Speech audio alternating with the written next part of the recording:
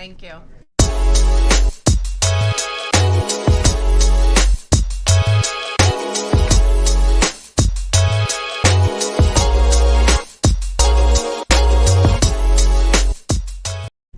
Hello and welcome to the Not Okay, It's Okay podcast. Welcome, welcome. This is a space where it is okay to not be okay, and Rashidah and I are licensed mental health professionals who are here to normalize mental health struggles and offer practical solutions to what life tends to throw at us on the daily. So, hourly sometimes. Hello, hourly by the moment. So today it is season 2, episode 7, and we are absolutely thrilled to be talking to two really, really great gentlemen. Yes. And we are going to be, it's kind of Addictions 101. So we are going to introduce our lovely panel. So first we have Ken Pecoraro. He is an LCSW, an LCADC, and a CCS. Correct. Okay, so you received your Master of Social Work in '96 from Rutgers, specialized in casework with an emphasis on addictions treatment. And you have been a New Jersey licensed clinical social worker since 2000, a licensed certified alcohol and drug counselor since '97. You have extensive experience working directly and supervising programs for substance use and co-occurring disorders for adults and adolescents, and over 25 years of experience, which is pretty wild and amazing. Yes. You currently work at CPC Behavioral Health Care in Monmouth County since 2001, and you serve as the Director of Addiction and Co-occurring Services for the agency currently. And you have, well done. Yeah, absolutely. So, Yeah. and you have a lot other things which we'll get to. And then we have Michael Teti. Mike. And Mike graduated with his bachelor's in psychology from Kane University, and you are pursuing your master's degree in social work currently from Rutgers. And you've been in the field since 2015. You began working for CPC, which we all have in common, in the co-occurring disorders program, and you are a CADC, which is a certified drug and alcohol counselor, certified peer recovery specialist, currently working at CPC Behavioral Health Care in their opioid disorder housing and case management program, which we definitely want to hear about. And you are working on getting your LCSW and LCADC following your graduation, and you will eventually do wonderful things, I know, and I can't wait. He's already doing and them. he is, exactly. I know that, but I mean bigger and, even more wonderful. Mikey T is here, and I'm he's special to me. So welcome, you guys. Welcome. And thank you for joining us. Yeah, and I'm just like, this is like the CPC crew I here. know. It's exciting. reunion. CPC in my heart. Love that place. CPC Behavioral Health Care. Yeah, so I guess we're going to start talking. I know you always kind of kick it off if you want. With stats. I took stats in college in my master's program, and I hated it. I did too. I think most of those programs force I'm you like, to take that so did I. And shout out to my friend Andrew, who really helped me get through it, because I'm not a numbers gal. Yeah. But I did really do well. Thank you, Andrew, if you're listening. So we have some statistics. Yeah. We want to we have a couple of questions from viewers, and Facebook Live will join in. Hey, Cheryl. And if you guys have questions, you can kind of chime in there. So let's get it started. Yeah, why don't you get us started with some, Rashidah, the queen of statistics. Oh, goodness. Go oh, my for it, goodness. girl. So, during COVID, I was, concerned about, the, individuals who are in recovery and how that would impact them. Yep. And I, again, when I look at the numbers and some general numbers for opioid involved overdose deaths, they rose from, and we're going back to like 2010. So from 21,088 people who were involved in an overdose from opiates to 2017, it was about 47,600. So look at that big jump, right? So 2010, 21,000 about, 2017, 47,000. And it kind of remained steady in like 2018 with like 46,000, right? Fast forward to 2019, there were nearly 50,000 people in the U.S. that died from opioid-involved overdose deaths, right? That's a lot. I mean, when you think about that, right? Yes. You know, the numbers are just... It's staggering. Yeah, I looked at it as an epidemic, you know? Yeah. And so a national crisis, right? Epidemic. Absolutely. Yeah, for yeah, sure. definitely. So let's talk about, like, you know, going back to maybe like 2010, you know, and that, what was going on? Why do we think we were seeing, you know, so many people like overdosing on opiates? Such a jump in the opioid. It is an opioid crisis, right? Yeah. So what do we think was going on in the... You want me to do that one? So just I don't want to go off topic, but just one thing. We got to talk this room. Is it amazing? Yeah. Yeah. It looks like I'm all over the place because I have a little bit of ADHD, and this is like an ADHD paradise. It is. It really, there's such- so much cool stuff to look at, and the peak is Thor's Stormbreaker hanging over the Golden Girls. Yep, it's amazing. Does everybody comment on that? Because Well, that is that's. I mean, the Golden Girls are my jam. The rest of the I got I Pee-wee. feel so safe under Rue McClanahan's Absolutely. watchful eye. Who doesn't? Absolutely. Yeah, so yes, we have comments, and I was just saying from my Jewish mother who during season 1 was like, "Can't you get the AK-47 out from behind Rashidah's head?" I was okay with it. But it wasn't an AK-47. It is the gun from Aliens, and it's on the Sigourney floor. Weaver's Sigourney gun. Weaver's Oh, gun okay. is right down there because Ming, who this is his This place. is unbelievable. It's incredible. paradise. Yes, so I get it, and I won't think you're staring at me. I'll know it's Gotcha. Rue behind my head. So so this is an incredible place, and we can certainly look around as you. So the opioid situation, Yes. that started before 2000, and there's a lot of, you can find all these things out there. It's kind of well-known information now. Should I be looking at the camera? No. Or just looking at- You don't have- I'm just one of those people who likes to see myself. Just pretend you're looking at me, but really look at Rue. I look at McClanahan. myself and I say, I'm not okay. It reminds me. It's okay. Actually, I was up very late last night because I really was not okay. But that's okay here, right? It's okay. That's okay. Yes, yeah, so now Yes, that's good. this is the place But to be. yeah, definitely had a couple of stressors keep me up last night. Sure. But I'm here, and that's what matters. Yay, I was so So happy. the opioid crisis started, right around when the 90s and the 2000s. There was like a perfect storm of things. And again, these are you can find the information. Right. Some of the perfect storm was the creation of OxyContin, which now you went Yep. from just regular strength opiates to the steroid, the powerhouse Yeah. of opioids Right, all at once. right.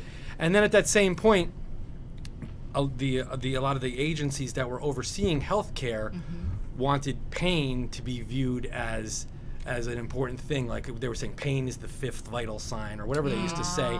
So everybody that worked at a hospital was like, well, we better treat for pain. And they were giving out scripts, and they were Right. giving out this OxyContin. And then on top of that, there was another factor, which I was thinking and my brain just lost it, where there's another one. It'll come to me. It'll come to you. There was it was like a We wait, what was call the it a third brain one? fart, No, and I'm you're brain allowed. farting They like are, crazy they here. are totally okay here. Yeah, I'll think of it. But so Okay. all these things happened. Yeah. The market's getting flooded. Oh, and there was also a study by where somebody put out a study. One of the drug companies put out a study where opioids are not addictive, and so you have all these things. Supposed Wow. science saying it's okay to give these things Right, out. right. So boom, the market gets flooded with all these pills. So at a place like CPC, if you looked at us in 2005, everybody opioid pills Right. were prescribed. it was all over the place. Widely, yeah. Then New Jersey made a good move, which turned out to have a bad consequence, but it still was a good move. Okay. We switched to what's called the New Jersey Prescription Monitoring Program, right in Yes. the mid. So all of a sudden, it became very hard to get prescriptions. Right. Like too hard at once. Let's Yeah. say like boom, like and so people that were going like 7 doctors and had like pills coming in like crazy. Yeah. Those were the people that were were Shopping around and they were and- selling it to other Yes. people. Now there's a prescription. There's a computer system where every doctor can look on the computer and say, hey, you can't. I'm not going to give you opiates. You're going already- to 6 other doctors. right. So Right. all of a sudden the black market for pills goes like overnight. Right. So people had a choice. I had people coming to CPC that were on 15, 20, 30 pills a day.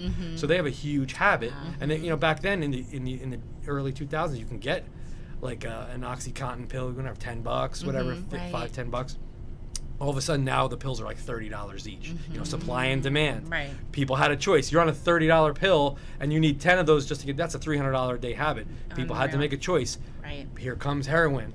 And Absolutely. it's either kick the drug yourself or, you know, go to detox or whatever, or Right. here's heroin. That one $10 bag of heroin meets all your needs for the Right. whole day. And then Unbelievable. heroin Yes, followed took right off. after. There And there was it another is. weird thing that came in along with that as well, was out of nowhere, the one positive thing out of the HIV crisis was, of the 80s into the 90s, was people were afraid of needles. Yes, And it was like overnight, people, I remember it was everybody was sniffing. And then it was like, boom, somebody was like, yeah, we're safe now. And then everybody was shooting it like overnight. Right, Like, right. so it really was like, it was gradual, yet there was a lot of things that kind of Yeah. shot it up quickly. And wasn't there like a clean needle project or Exchange something? program? Yeah, there Well, was there's like still some kind there's of, still a lot yeah, of that, which and is it's good. because you figure if people are gonna get high, and there's, Absolutely. the way Yes. like, at least let's keep people from dying and 100%. getting diseases Yes. and things like that. Yeah. Yes. So that's what harm reduction is, you know. the Yes, essence of yeah, it. and definitely we have a question about harm reduction. So hold that thought. So no, that's great. Like, you Yeah. know, taking us through, you know, like just the kind of the evolution of, you know, how we got here. So, you know, I just want to kind of like now bring,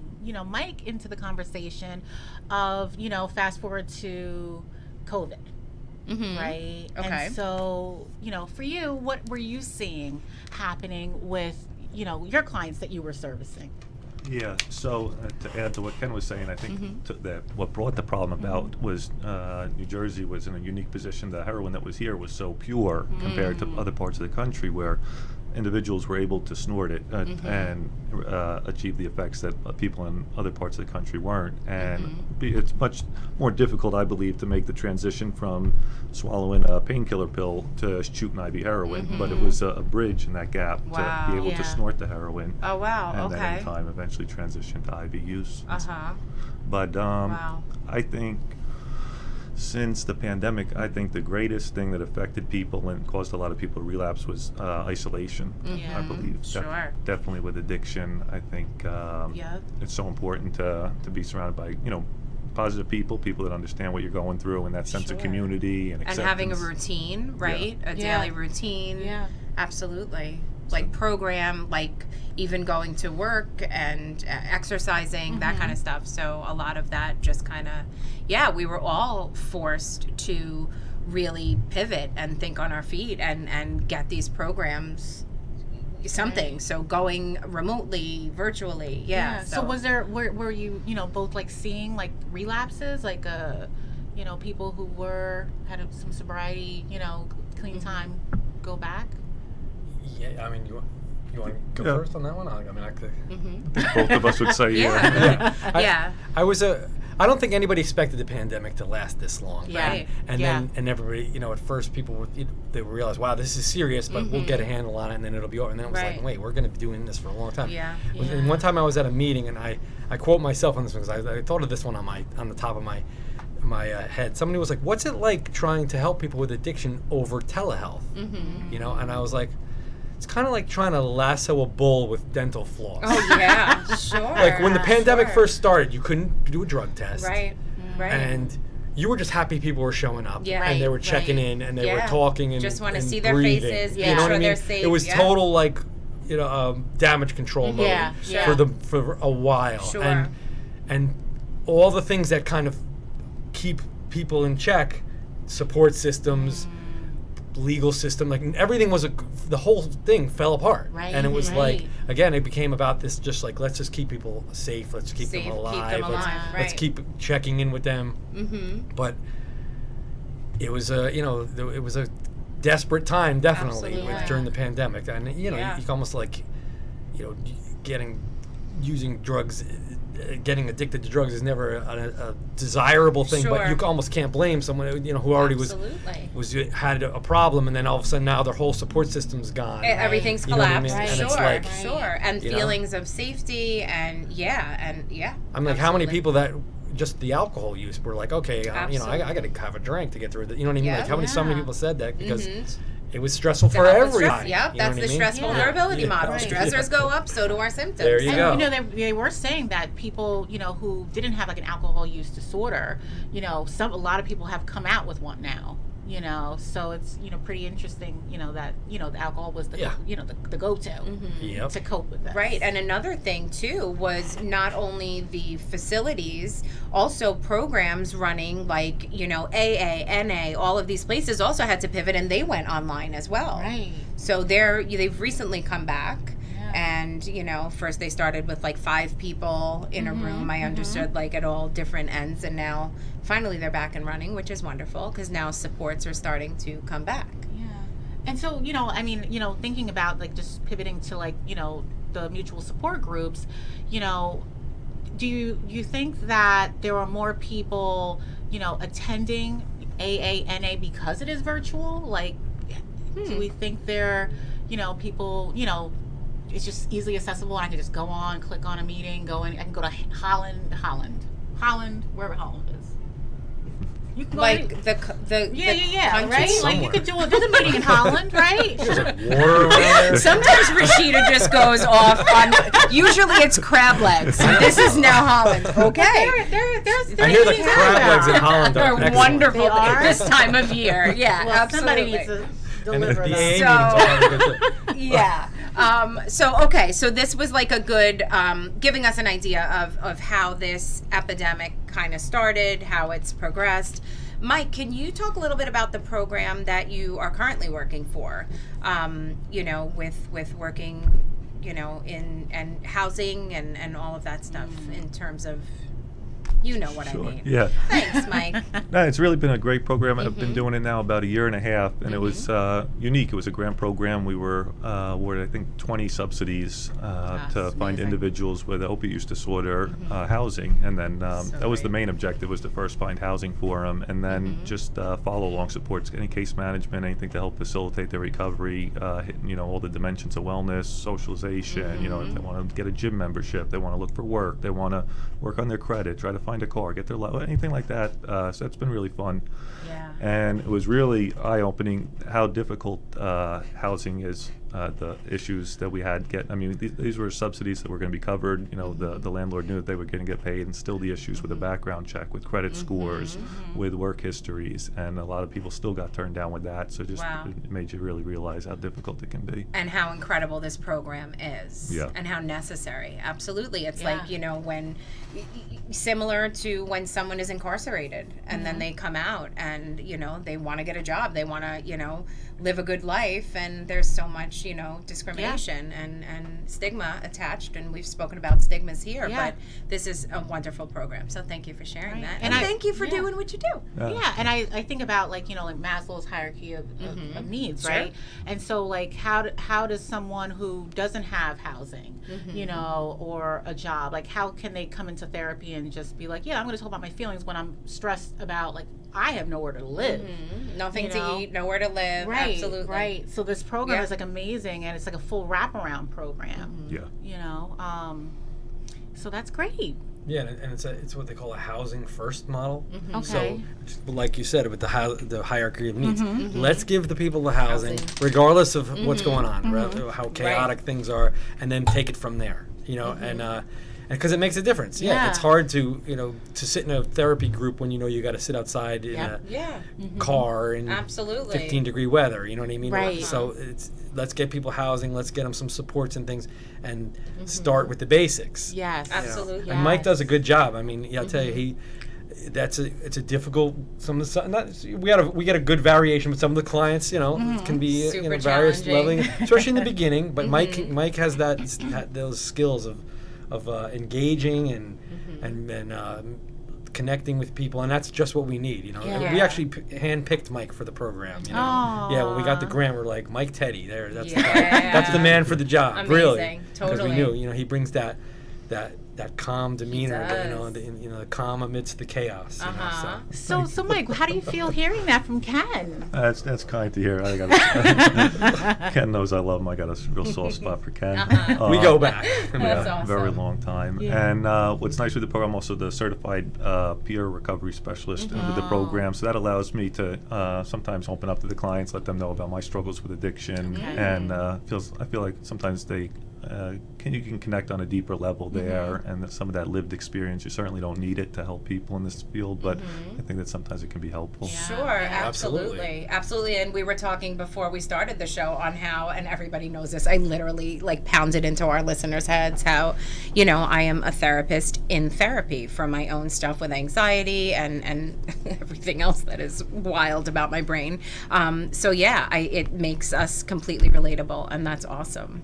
Awesome. Good. Thank you for sharing that. Yeah. Beautiful. So, So let's shift to, you know, we have a mom on here, Cheryl. Hey, Cheryl. And, you know, so, Hi, Cheryl. So what should a parent be looking, like, let's talk about risk factors and protective factors. So what kind of risk factors, you know, should a parent be looking out for, you know, with regards to substance use? Like, what should I look at behavior-wise, you know? I just did a thing on this too. I should like have them ripping them off the top of my head. I had a PowerPoint, so, but there's a bunch. There's a bunch. Obviously, genetics is huge. Okay. Genetics is proven, and people think genetics is like, they think of these complex, like you got to get a microscope and start looking at like chromosomes. You know, they knew about genetics decades ago, because in adoption studies, when you take someone in a situation. Quite often, people with addiction, they'll lose custody of their kids for whatever reason. Yeah. Take the kid out of away from the parents, and the kid gets raised in a more, you would think, suitable situation. You know, stability, housing, school, safe environment, and still they see these kids have higher incidences, of right? addiction. And so clearly, it's not just a learned thing. It's Right. going through genetics. Yeah. Right. And again, for parents who have addiction, that doesn't mean your kid's definitely going to have a problem. Right. Just it's a Predisposition, right? That's what Sure. I was going to stumble on. Yes, thank you. Okay, yeah. So And definitely so that's genetics. one. Genetics is Uh-huh. one, not the only one.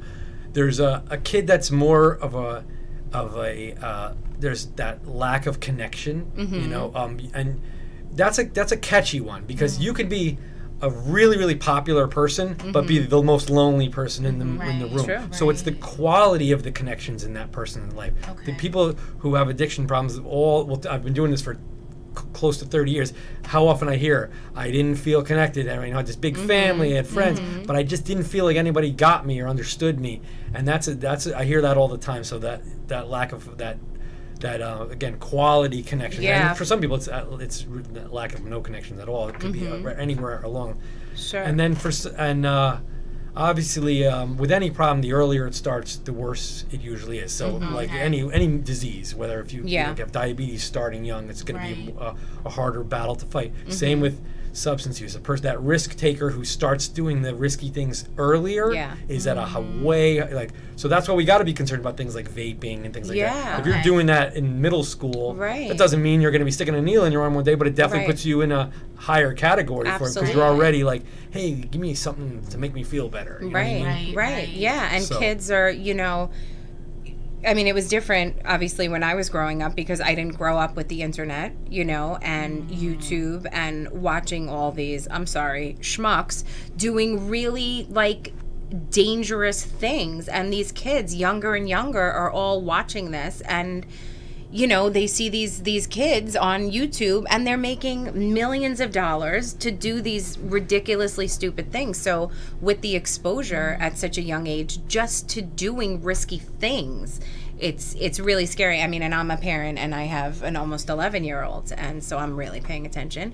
But yeah, it's really scary because the exposure is so, you know, it's in your face. It's Right. every, you know, it's And then there's one more huge one, if I didn't mention this one, because there's a bunch, but one more is your peer group. I mean, if you're hanging out with kids that are already getting into trouble, it's a matter of time. It's contagious, and that's the way it goes. You know, I remember my own experience. I was always on the edge, kind of more of a risky type kid, and then I met certain other kids that were like, put me to shame as far as how far they were, and I got worse. You know, I can remember the certain friendships that I connected with, and I was like, I went from being mischievous to doing really stupid stuff and getting in trouble with the police and things like that, and people opened the doorway to that. And again, it's not their fault, but my parents had separated, and when I was 9, and I had less supervision, you start hanging out with different kids, and you know what I mean. And next, you know, Absolutely. you're getting down and dirty with things you never thought you were gonna do. So. Totally. And then it comes back to the, you know, it always people, places, and things, right? No matter where we are in the age, you know, on the age spectrum, that's what it is. So I've added boredom to that because, you know, we know like a lot of times clients will say like, yeah, you know, it's just, I'm bored. You know, it passes the time to use, you know, so we just, you know, have to like take that into consideration. There's a bigger thing behind boredom, and that's that lack of a sense of a purpose and belonging. You know, if you have something that you're really into, whether it be skating with your Golden Girls, skateboard, I always skate with my Golden Girls skateboard. Always. I don't know why aren't we all skating every with Golden Thursday, Girls? so if you want to Seriously, join me, maybe that could end the addiction problem. That's it. We're just gonna give out Golden Girls skateboards to all kids. They're like, oh, it's easily. Like we might have solved it right here. Yeah, wait, whoa, I can't believe after years of studying, we just kind of had this brainchild. Well, you did. Amazing. Yeah, kids are like, who the hell are the Golden Girls? It's on Hulu now. Like what I happen YouTube to be channel they have? Right? I know, right? Who are these Golden Girls? Hulu is actually showing it again. I started to watch it from the beginning. It's pretty amazing, just saying. So, go ahead, Mike, did you want to add anything to that? Ken did a great job covering. I think isolation's a big one. If you notice an increase in isolation, it's difficult because I think teenagers, especially, you can go through moody phases. But watching, if you see a real shift in their attitude or that kind of stuff, I think is important to keep an eye out for. And then any sense of any underlying mental health issues, especially depression and anxiety, if they start to come up, I think that makes them much more susceptible to developing an addiction, because that drug or the alcohol can be that much more rewarding to the person as opposed to somebody that isn't struggling with any of those issues prior. That makes sense. Yes, anxiety. I always talk about the anxiety epidemic is outrageous. What do you relate it to? What do you? I have my theory on it. What's yours on the epidemic of anxiety right now with kids? It would be on. This is like just theory off. I don't have any science behind it, so I don't want to be like someone who's trying to debunk me. I'll back easy. the article. This is not a peer-reviewed. My personal theory on it is how complicated the world has gotten with that everything, like even everything is exposed. There's no, like with social media, it's all like you're always on display. You're always checking your phone. Like if you go back to the simpler time when you had to worry about like wolves coming and killing your family, or the crops. But like basically in between you kept you had a purpose. Like let's keep these crops growing. Let's keep the wolves over there. And then but other than that, you team together with the community to kind of keep those things. Now it's like 50 zillion problems are in your face all day long. Like you ever have those moments where you're like, you just think of them all and you're like, holy crap, like I don't want to get out of bed today. There's so constantly being even with bombarded. the news, there's so much going Instant on. News. And I think that's just like it's too much. It's overload. I know it is for me as an adult. So on these kids, I can't even imagine. Yeah, I mean, I remember when I was little, right? Like my parents, I would fall down and, at one point I needed stitches. And they're like, you're going to be okay. Just put a Band-Aid on it, right? And now, I look at, a kid falls down. They're on Google. Like, Google, tell me, like, what this is. Oh, my God, like, I'm going to, like, lose my leg, right? Like, so, again, with that whole... the social media and the access to it, I think that creates a lot of anxiety. Agreed. I could not Don't agree more. Google your diseases Don't. at 3 a.m. No. If you want to not sleep, I know. Don't do that. I know. Agreed. And if you are Googling, make sure it's WebMD or Mayo Clinic. Like, let's not, any schmuck could give their opinion. So another question about like the kids, and then we'll move on to the next question. What about sharing personal history with your children? Like, in terms of, did I drink when I was younger? Did I dabble? Or, because, I grew up thinking one thing, like thinking when I become a parent, I'll always be, honest, and I definitely won't. So, just my personal opinion. But what do you guys think about that?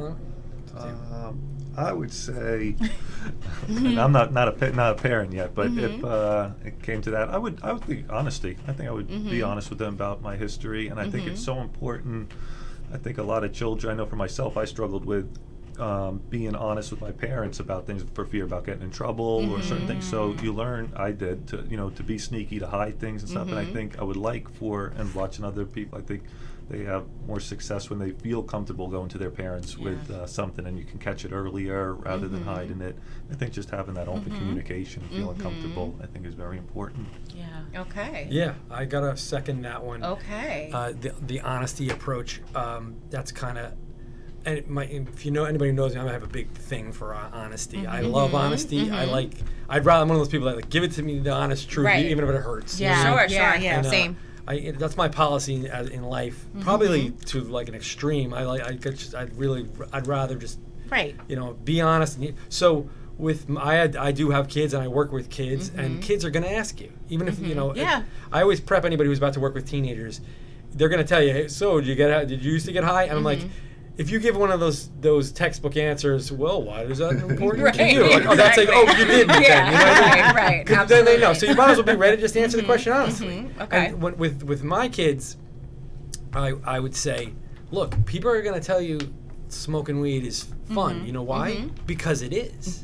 When you first start, it's a lot of fun. It really is. Like, if you tell somebody, oh, smoke weed, and you're gonna go out of your mind, you're gonna rip your eyeballs out, and they're gonna smoke weed and be like, hey, I'm not ripping my eyeballs out. Right. What the frick is What are this? you talking about? Yeah, absolutely. You know what I mean? So be true. Like, it's gonna be fun. It'll be fun for a while, but it can lead to a host of other problems, especially if you start young. You find you make that connection, like, wait, I need this to feel good. You go from wanting it to needing it.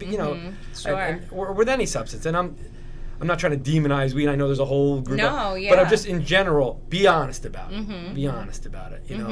About everything as far as, and talk about different people you're going to meet, and they're going to offer you things. Yeah. And I've kind of pleaded with my own kids.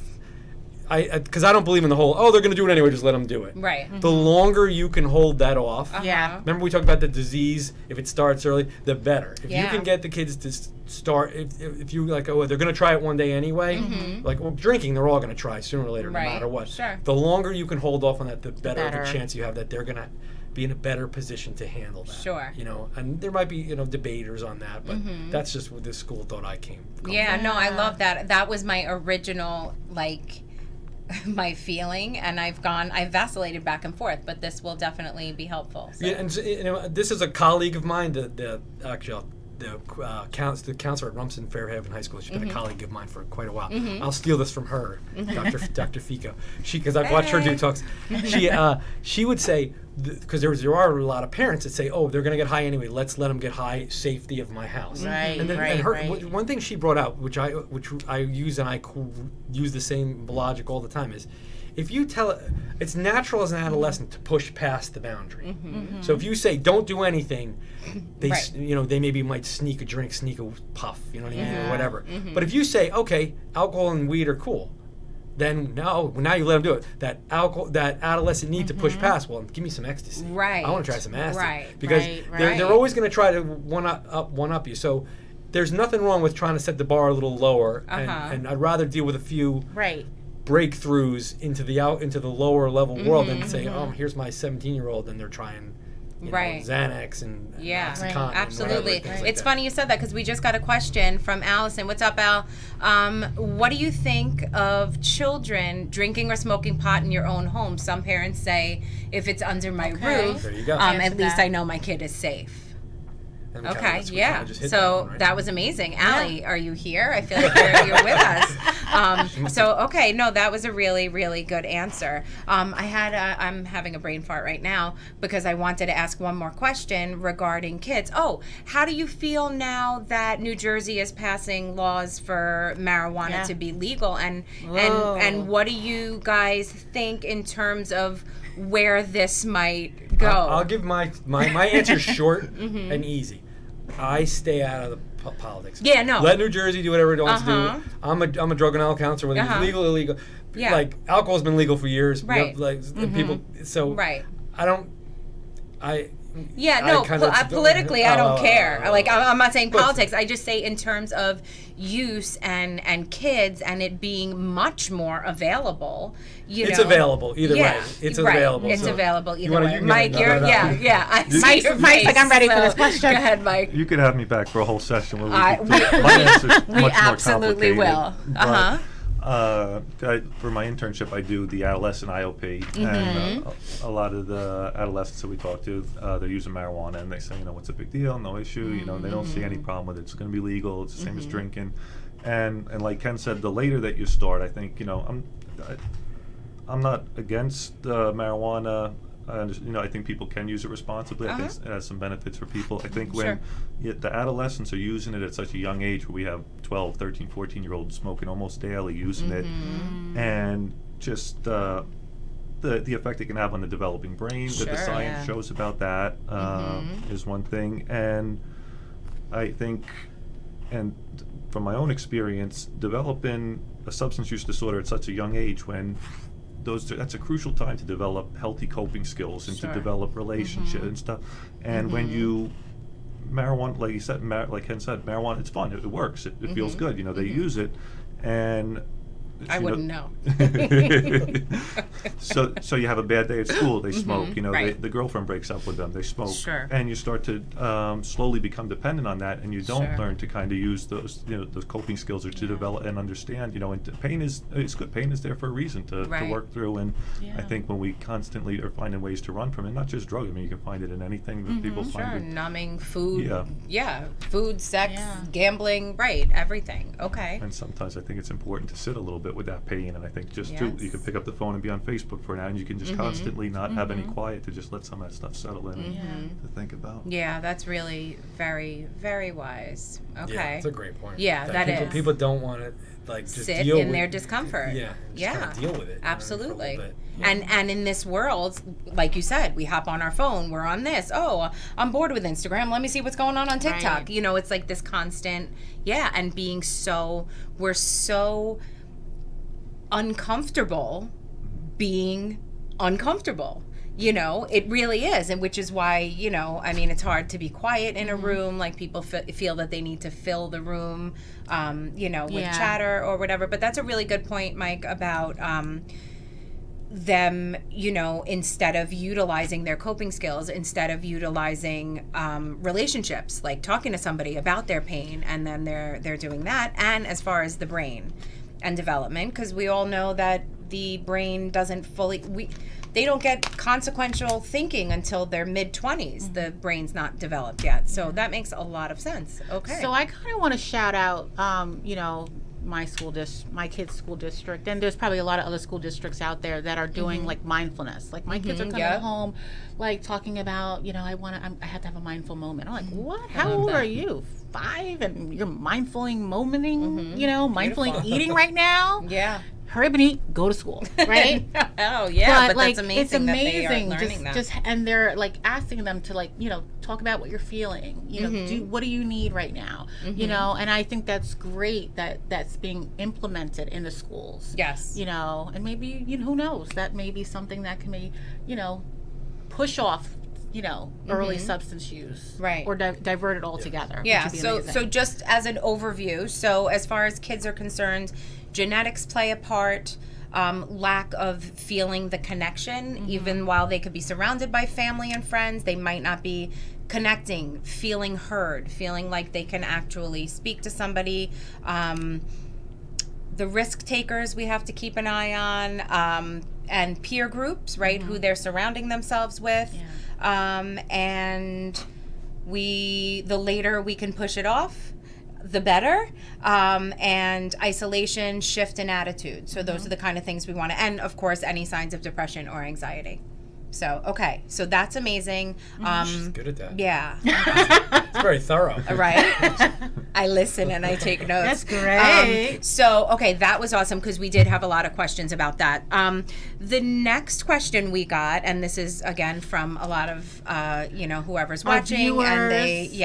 And so, question about a show like Intervention. So people watch this and listen, if it's bringing awareness, that's one thing. What do we do if we have a friend, family member who is struggling, clearly?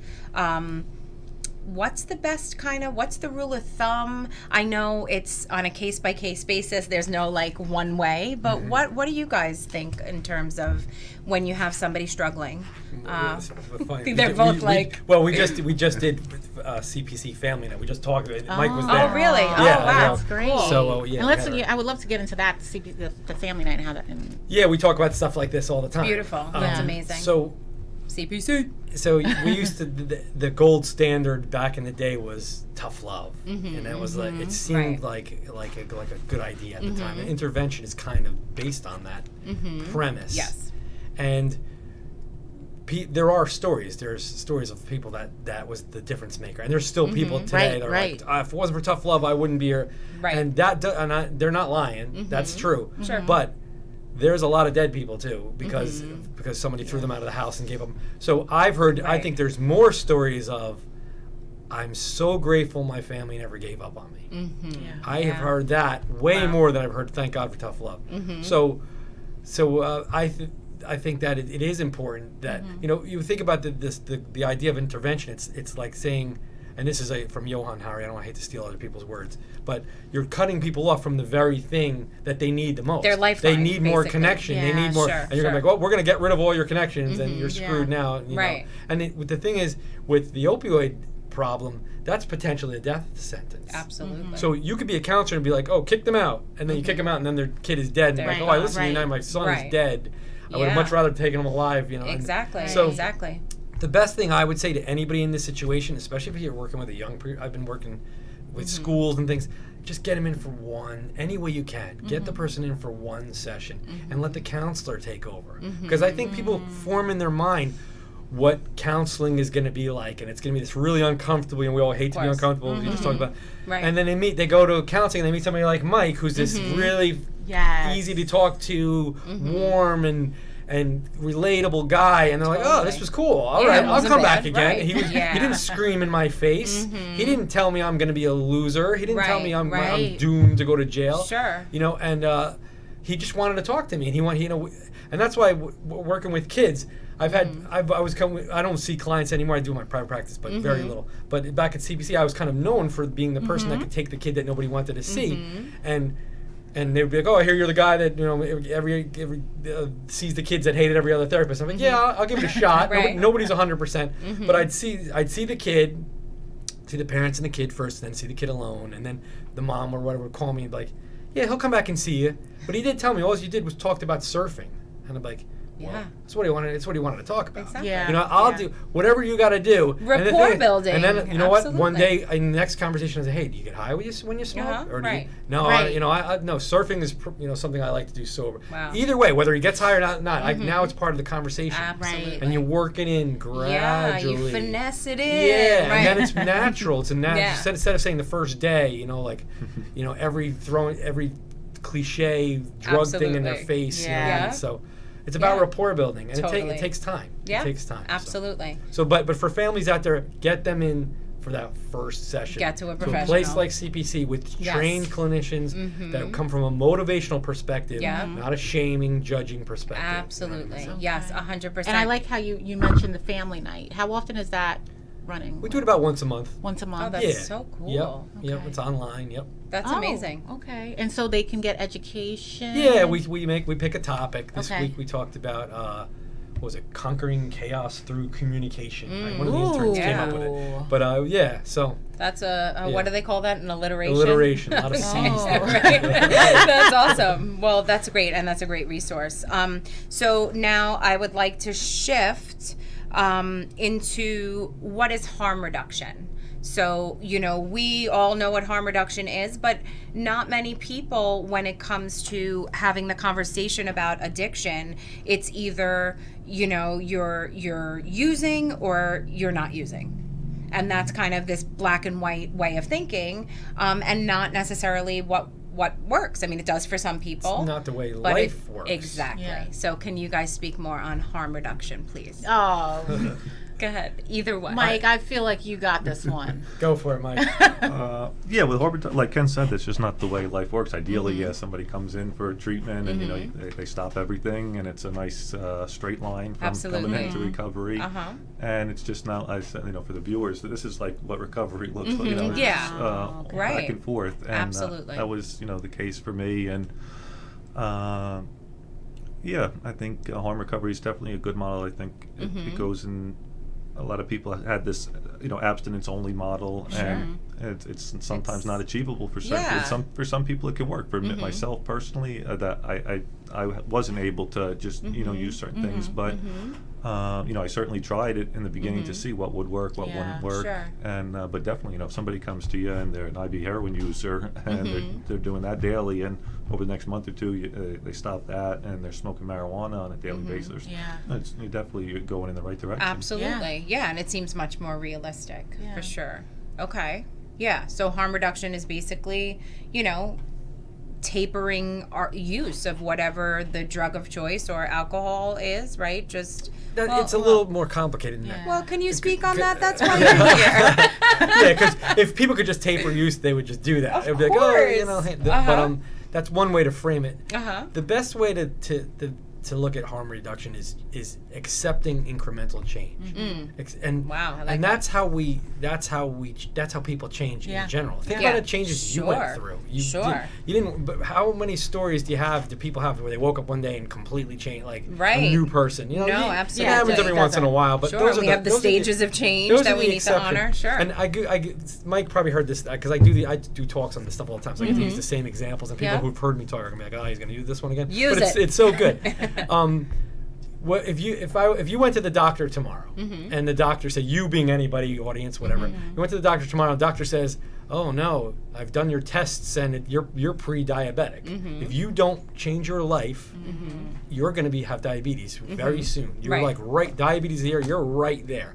So the doctor says, here's what I want you to do. I want you to lose weight. I want you to stop eating fast food this many times a week. I want you to start eating things like kale and salads of different food. I want you to join an online support group for diabetes. I want you to read this book about diabetes prevention care. I want you to take fish oil and take this medication. And I want you to exercise this many times. And he's like, I'm going to put it on a list for you. And then you go home.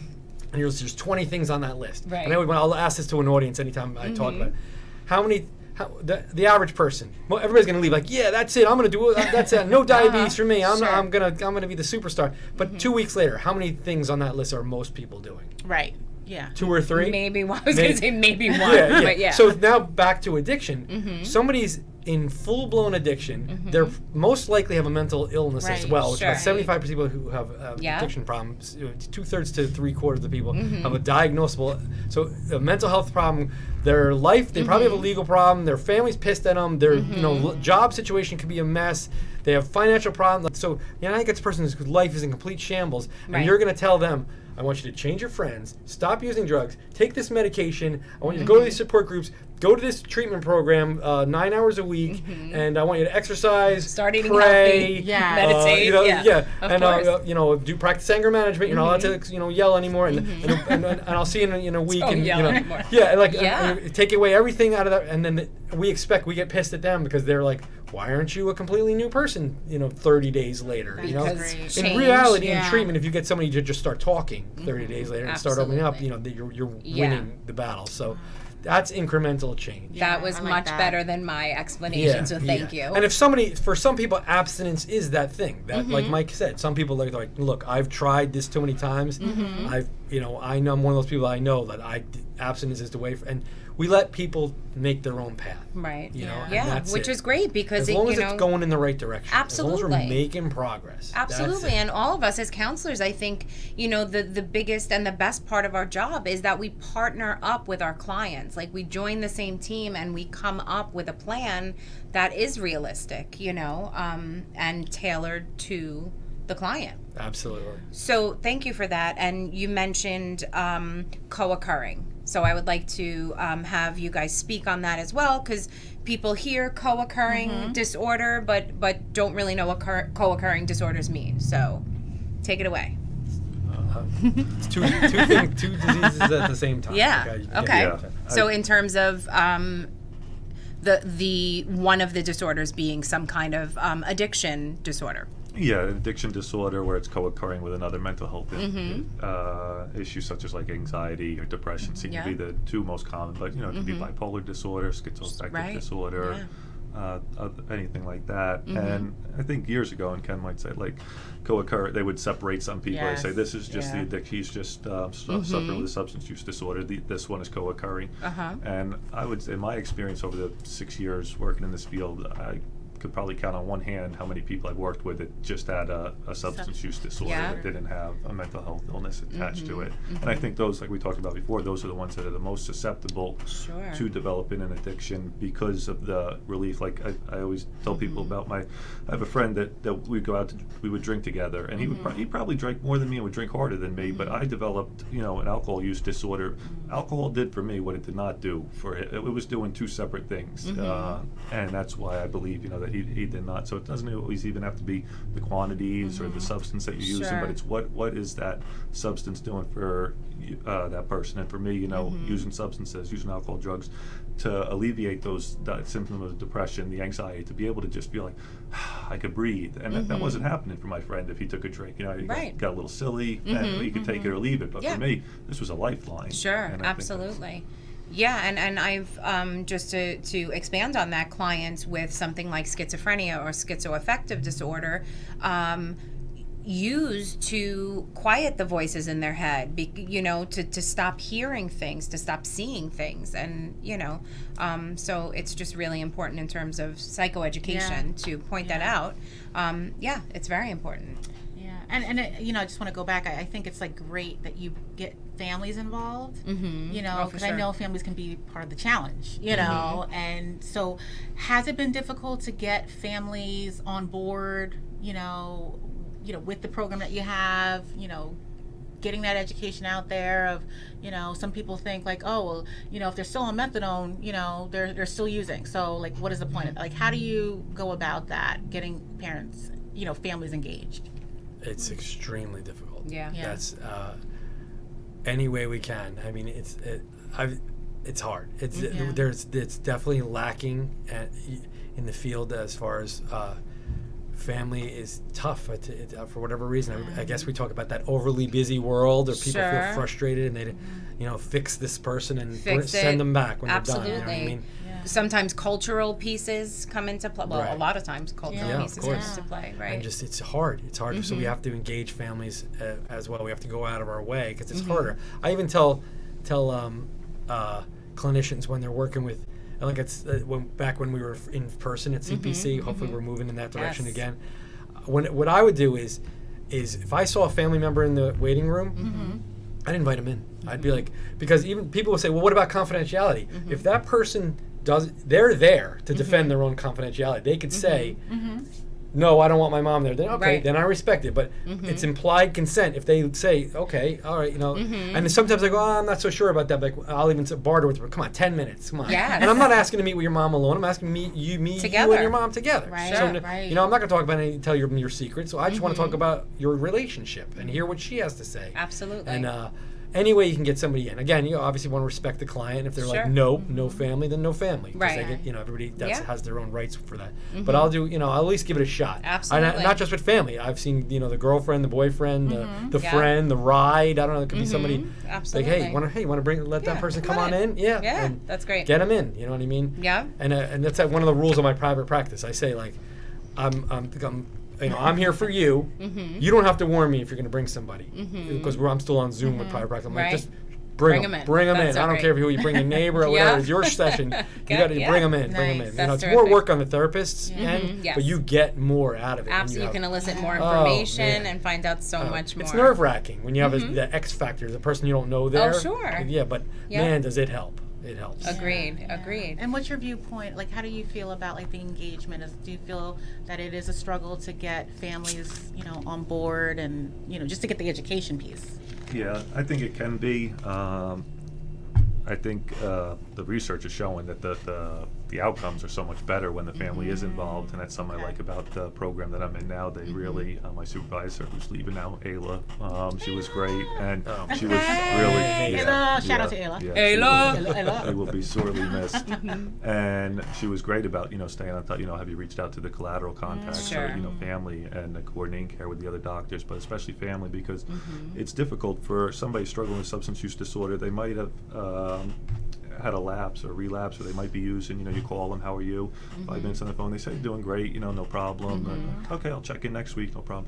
You reach out to the mom, Lizzie was at the house last night, he was drunk, he felt, and then you get some of that information, and it really, I think, helps to provide better services. Sure. And then I think it's difficult for families. I think there's such a range of emotions where they're suffering, they're struggling with the anger that they feel. The disease of addiction is just so much different than we talked about yesterday or whatever day was family. Monday. You can't having cancer or something or being diagnosed with that. How the family, it's a different component where people. I think that issue of the power of choice, and is this person just doing it, and I think when you talked about kind of the hijacked brain, I think at a certain point with addiction, the power of choice does become removed, and I know that's a touchy subject. Some people really don't agree with that, and I probably wouldn't either had I not gone through it myself.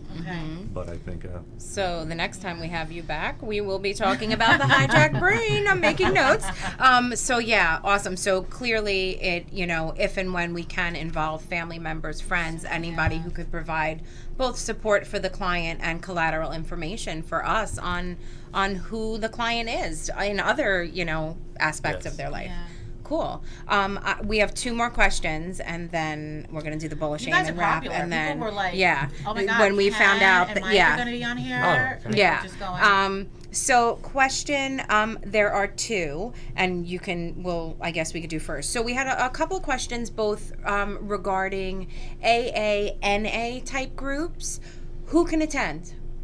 This is Mike's area of expertise. Yeah, anybody. I got a lot of experience going to the fellowships for the CADC requires you to attend. Sure, different yeah, fellowships. absolutely. And they have what are called open and closed meetings. They're Okay. differentiated between, and a closed meeting would just be for somebody that identifies as having, an alcohol or drug use disorder or a desire. I think one of the traditions, a desire to stop using drugs or alcohol Okay. would be a prerequisite to attend. And then the open meetings are available for families, friends, anybody, clinicians, anybody that wants to go and just get a better idea of it. And I Awesome. strongly suggest, any clinicians that are working in the field, I think it's Yeah. great for them to experience a few of Yeah. the meetings and just to Yeah. see what they're about. Yeah, I really Absolutely. enjoyed it Yeah. when I did. I remember I also attended Al-Anon meetings, which were really helpful to see it from, the family, the people who love the person who's struggling. Right. So yeah, okay, so great, thank you for that. And, And I love that they also have, like the LGBTQIA plus, like specific, Right.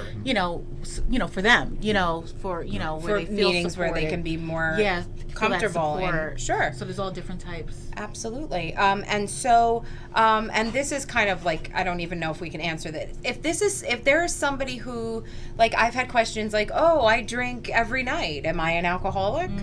And so that's such a bizarre question. I mean, not really a bizarre question, but I really don't know how to answer that. I know. How to answer. You want to go first? that's- I've been asked yeah. it probably. Yeah, thank you. 3 million times. Thank you. And the answer, that's the benefit of doing this for a long time. You get to rehearse. Absolutely. To me, the number one thing, first of all, if you're asking the question, that's a red right. flag. Uh-huh. It doesn't mean, because some people are just inquisitive and Yeah. Yeah. But the if you need one Yes. thing, Mm-hmm. is it impacting your functioning? Right. Are you, and that's a gray area, but that's where you have to get honest. Am I living up to my full potential? Right. I have so many people say like there's with marijuana in front. It's like I try not to talk too much about marijuana because people feel so strongly. Yeah. I One consider way or the myself a other, middle right. of the road guy with Same. marijuana. Yep. Like Mike said, there's some people that use and they're fine, but there's some people, there's the cliche guy who sits on, or gal who sits on the mom's basement and It's doesn't move, right. smokes weed all day, and there's everything in between. Yeah. Okay. But is it? Are you really living up to your potential? And like even just something like looking at marijuana, somebody's like, no, I smoke weed and I'm working, I'm doing fine. But then getting down to, well, how much you spending on weed? Like, you know, oh yeah, I go through an ounce a week. And what's an ounce cost you nowadays? Right. You know, $200-$300. Right. Like, you know, you're talking about whatever, Sure. you know, $800 a month habit. Right. Is that, are you okay with that? Are you making Sure. it? Can you afford it? Right. So it could be as simple as that. Or are you functioning at work? Are you just settling for like a job that's kind of beneath you? You know, Right, things like that. right, That's where you right. got to get honest with yourself. You're the Right. guy that's got a person that you got to look yourself in the mirror. Yep. And if you're like, hey, this is where I'm happy at this level, and this is good, and go ahead, do your drug, whatever, you know. Right. But you got to definitely. Everybody has to do that, and it's not just a one-time thing. You do that. We all should be doing that Absolutely. every day. It's that personal Every day. inventory So- we talk about Yeah, all the yeah. time on the show, just checking Oh in man, with yourself. I have like, I'm to the other extreme. Like I have a fear of stopping doing that. I Uh-huh. never want to walk around with a cloud over. I Sure. want to. I want to be like, oh my god, like do I suck at this? You know, like I want to know, or like I Right, want to right. I want to find out so Sure. I can get better. You know what I mean? Absolutely. Because the scary questions are the ones you got to ask. But that you don't. Yeah. If you're someone who's like, I got it, I'm good, you're stuck at that for the rest of your life. Right. You know what I mean? Right. So, Absolutely. So we got on a philosophical tangent, but the thing is it impacting your life? Yep. And you know what? Ask some people around you. Yeah. You know, do you like me better when I'm not drinking? And you'll have some. You'd be surprised. Oh yeah, you're way nicer when you're not. Uh-huh. You'd be surprised how many people say, oh yeah, Right. You know, yeah, you're a real, you know, a little bit of an irritable jerk when you're. Yeah, when totally. You know, so find out and, Okay. and take an inventory on that, like you guys said, and Yeah. that would be if you had one Blanket. test. Yeah, I like that. That would That's be it. great. There's a lot of other Good. stuff, but that would be one. And some Okay. people don't delve into that because it's uncomfortable, because it's kind of like They're afraid of the answer. They're Yeah, afraid, yeah. right? Yeah. Fear, because then it might cause me to have to change, and how Right. hard is it to Right. change? Right. Right. Mike, anything to add to that? I think Ken really All nailed right. it. Yeah, cool. The last question, I wonder if, and I know it's a big subject, but can you explain fentanyl? You could pull that cord if you need a little bit more. Yeah. Fentanyl and what occurs. People hear about it. They hear, oh, they bought heroin and they got fentanyl and they died for an overdose. So can you just explain really quickly what occurs, what talk happens, fentanyl. just, and then we won't bother you anymore. We'll just ask you back. These are fun questions. Yeah, Fentanyl no, stuff. Good. Yeah. Great questions. Yeah, fentanyl is it's an extremely cheap substance that's, not to get too into it, but China can creates the precursor, sends it over Mexico, changes it, and it's just so cheap to send over, and it's so powerful and potent. Okay. They say about 50 to 100 times more powerful than morphine, and drug dealers are able to cut it in. You know, they make more money.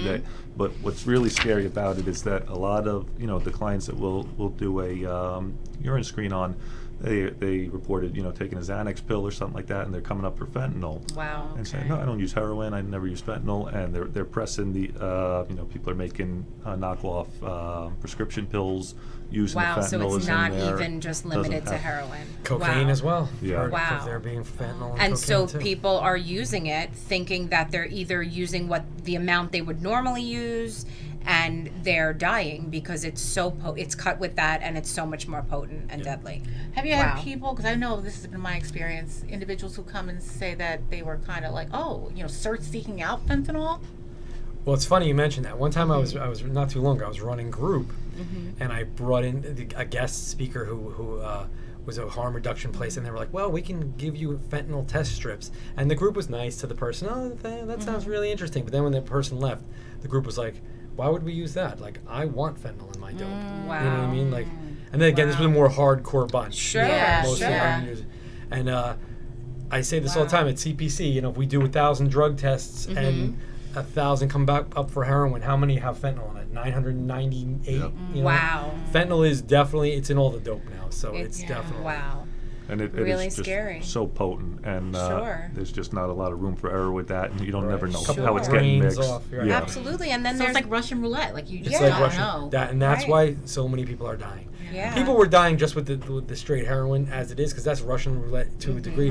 But the Absolutely. fentanyl takes it to another level. Yeah. You never know when you're gonna get that dose. Right. Right. And then you have other people who have formed addictions who were in pain and getting the oxy for pain, who had to switch over into the world of heroin because it's cheaper, and now they're having to Wow, that's really very, very scary. And it explains why the rates are up and why it is still very much an epidemic. And you guys are awesome. And we are so, so grateful to have had you here. We It was hope fun. you will come back again. We'll even do it in this studio Yeah, so you this guys is can great. look around. And I don't want to leave. This Yeah, place no, it is. It's pretty like pay awesome. admission just to hang out in this room. Hilary, saying one that.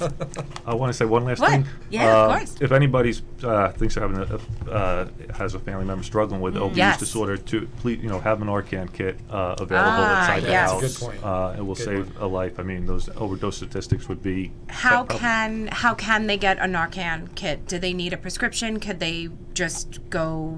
A lot of places, Jersey Shore Addiction Services, Okay. they'll provide, I think once a week, they do seminars where you go for 30 Okay. minutes, an hour, get the training, they'll give you a kit. You Okay. can have it on you, and it literally will save. Any your life. CPC client, I was like, Yeah. if I they was just gonna say, ask, we'll give it yeah. out. We'll give it out. Okay. But Medicaid pays for it, and if you have, yeah, it's definitely worth having. Yeah, Definitely absolutely. worth Well, we'll having. get this information and we'll post it on Yep. our social media. And Can I say one more thing? Now that he brought up Narcan. 100%. Because we there's insist. people out there that go that they'll the hardcore types that are like, no, Narcan, why would you let them experience it, let them experience their consequences of their action. And you know what I say to something like that? As long as it's not your niece, Right. your nephew, You're- your right, family, absolutely. because that's easy to Right. talk that until Of it's your course. kid, you know Right, what I mean? and then it's- we're talking about life and death here. Absolutely. Let's get people the Narcan. Yes, Definitely. 100% great. And that, because this is like another episode, right? Mm-hmm. But that is also a reason why, the overdose rates were going down was Oh, because yeah. The Narcan, Narcan cops helps. had it. There's so many Mm-hmm. Absolutely. Big people. difference maker. There, sure, so sure. It's shown. Great that point, it Mike. works. Thank you for bringing that up. Yeah. We will certainly, anything else, anywhere listeners can find you, find resources, and if you can share about that now. If not, you'll tell us about it, and we will post about it for sure. Yeah. Can I Yes. do a couple plugs? Yes. So We insist. CPC Behavioral Healthcare. Woo! 1-800-250-9811. Yep. Right now, we're getting a lot more mental health referrals than Okay. so addiction we should be able to get you in definitely. Okay. Yep. And then personally, I've maintained an addiction website. Yes, please. TakingTheEscalator.com. Oh, so much Love good it. resources on there. Yep. So Yep. that's everything on there is free. All the stuff I talk about here, I love to write. That's my hobby. So if I talked about it, I probably wrote something about it. So and- cool. And it's something you can So download. we're putting them in the so. chat. Yep. TakingTheEscalator.com. Yep, CPC, absolutely. That's why I was up last night. My website crashed. Oh, and no. Yeah, and I got Of course, honestly. naturally. So I'm actually, so anybody who goes on it now is going to be like, hey, what the hell's the matter? It's actually, yeah, I'm Okay. rebuilding it. Well, Yeah, we so, will be yeah, patient yeah. And, it's just about half rebuilt. yeah. And what towns is CPC in? Like where? We have can 5 they- locations throughout Monmouth County. So, Okay. yeah, so we're all over it. Oh, Aberdeen, yeah. Neptune, Howell, Freehold, and Red Bank. Amazing, amazing. And yes, we will post all of this stuff. We have Bowl of No Shame questions, which we are going to get to right now. And Rashidah. Oh wait, was there anything you wanted to promote? No. CPC would be it. I think I've been there for about 6 years, and they've Yeah. just been phenomenal. I think, all the workers that I've worked with, they really truly care about the clients, from, the clinicians all the way up to the CEOs and that staff. It's just an incredible organization to work for. Very Agreed. good people. Agreed. Yeah, and just You fit remember, right in, Mike. Agreed. yes, and this is a person that you will see there, right? So if you're looking for treatment, Mike's ready to Right, help. yeah, Mike's He's there. ready to help. cares. Absolutely. help. He And does yes, care. we talk about CPC quite often on here. It is my birthplace and a big part of my heart. So absolutely, we plug it every time we can. Yes. So thank you guys so much, Rashidah. the Bowl of No Shame. Go ahead. So you ask a question to all of us. Okay, here we go. Here Yep. we go. Too much folding. Oh, that's not a good sign. This is funny. If you could have an exotic animal as a pet, which would it be? I could go first. Go ahead. A monkey. Cool. Okay. Okay. A Ooh. monkey. It's probably not a good question for me. I'm not. I have a bird now. It's kind of exotic. A conure. It's my daughter's really, so I wouldn't. It's not even my pet. But And you I mean, rave can I have- about. You can. It's You rave anything. I about love him. this friggin' bird. I Yes. really do. That's so cool. That's so great. Sorry. I know. I never knew I would. I was like kind of against. I was like, the bird? What are you gonna buy a bird for? Oh my god, I love this bird. That's so Aw. cool. But yeah, it's a great pet having a Really? exotic bird. Oh yeah, very loving. I feel like I have like 15 chickens, but they're not really exotic. Okay, so would you stick with the bird, or do you I'll want to? stick with the bird. Yeah. Okay. I'll stick with Doppler, my I mean, conure. okay. I would definitely say an elephant. I want to be like riding on the elephant in my backyard and all around. Like, Until you see one take a dump. I know. I'd be on it. So that would be for the people behind me. I was at the Bronx Zoo once, and you want to see a crowd gather? Oh. Seriously. Hey guys, it's time. Yeah, no, really. When the elephant was going to the bathroom, people were running Wild. over to the That thing. is Like, so oh my God. funny. You know I'm totally going on YouTube later and being like, elephant pooping. That's great. Awesome. Rashidah, what is I yours? would love to have a flamingo. Oh, love that. I'm just curious how long they can stand. One leg, right? They only have one. They have 2 legs, but Yeah, I think you they use they one hold at a one. time, I Yeah. think. They, Yeah. I just want to see how long they can maintain Okay. that with my kids. So. Okay, love that. All right. Shot the leg. I love it. We're going to do one more. I like this one. First thing you would do if you won the lottery. Oh man, I'm too boring for this. I really am. Who said it has to be exciting? I can't even think of anything good. No judgment. Something lame like some kind of fun for my kids or something like Amazing. that's like That's not boring. lame. you know? That's It's awesome. lame, but it's not like whatever rental. I can't even think of anything fun. I go on a trip. It's something the standard Good, boring okay. crap. I'm pretty square. Listen, that's pretty. Get my okay. wife a gift. I don't know. Beautiful. Aw. That is Renovate the house. not That's what lame she at wanted all. to. Fantastic. All right, so you There got a you go. good couple of things on your Good. list. Mikey T. Write a check out to Rutgers University, pay off the student debt Yes, right away, and yes. then I'd be traveling. I wanted to do a cross-country trip, and then especially Europe. Spend a significant amount of time over in Europe. probably Italy. Nice. Awesome. Rashida, darling, Everybody knows my. are you love. seriously? Okay. I am definitely getting crab legs from Alaska. I knew it. Oh my god. No, like, no, they're expensive. Yeah, You okay. know? Oh yeah, right now Right. particularly the It's just cost like, has gone way up. See? Listen, I It's a big deal. I love the show Deadliest Catch. I watch it all the time. No, I'm getting a bushel, and I'm just gonna just. I love her so much. All right, so clearly a bushel of crab and legs. butter, and butter. And You butter, gotta put- naturally. that's yeah. expensive. Okay, so that's it. Just a bushel of That's crab all legs? I need. I love you. I am definitely chartering like 2 planes for family and close friends, and we are gonna like go to an exotic place like Fiji and just relax and eat good food and really get grounded and not have to worry about like a schedule and just chill. That's it. That's my thing. That's a good one. Yeah, I mean, just really. How are the crabs in Fiji? I'll let you know, baby. So, guys, thank you so much for being here. We Yes. really Had a good time. appreciate it. Thanks for having us. Yes. Anytime, and please come back Yes. so much. I can't even We take would it. love for you to come back. I Yes. mean, this is just, And guys, remember, please, to download us on SoundCloud, iTunes, Spotify, and all that Apple. jazz. We have a great show next week. We'll surprise you again. Oh, did you want to say it? We gotta say Nikki All right, Tierney well. is gonna come in. Oh, Yes, yay. Nikki Tierney will be in Oh, the that's- building. You're That's in a for a good treat. one. So We're we're Nikki Tierney really fans, super definitely. super Oh, excited great. to have her Yes. in, and Great. that is all, you guys. Be safe, be well, be kind, and thank you for listening. Crab legs. The Not Okay, It's Okay podcast includes casual conversations related to mental health, self-care, practical tips and resources, along with validation that not being okay is okay. You acknowledge and agree that the following warnings and disclaimers shall apply to all of our content. This podcast represents the opinions of Hilary Scheer, LPC, and Rashidah Cartwright, LCADC, and their guests to the show. The information provided is for informational purposes only, and we recommend that you consult with a healthcare professional for medical or mental health advice. The views and opinions expressed in the Not Okay, It's Okay podcast are our own and do not represent that of our places of work. Do not use our content in lieu of professional advice given by qualified medical or mental health professionals.